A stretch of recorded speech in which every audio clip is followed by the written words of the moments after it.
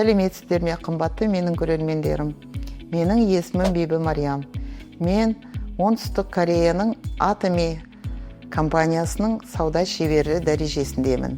Бүгінгі тақырыпта мен сіздерді осы компанияның ең көп қолданатын 4 этапты Evening Care деген набордың 3-ші наборы пилинг гельмен таныстырып өтіп кетейін. Пилинг гель дегеніміз бұл тері бетіндегі өлі жасушаларды жұмсақ түрде кетіретін косметикалық құрал. Гель пилингтің құрамы өте бай.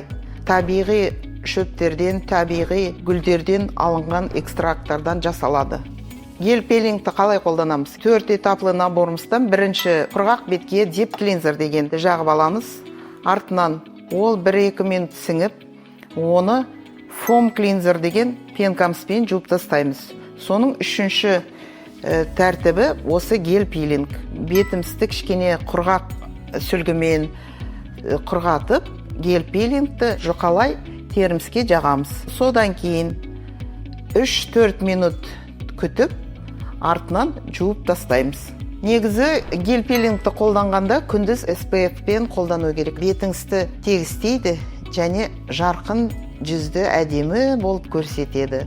Сондықтан гель пилингті қолдануға бәріңізді шақырамын. Назар салып тыңдағандарыңызға рахмет. Сауда шебері Бибі Мариям, Астана қаласы. Сау болыңыздар.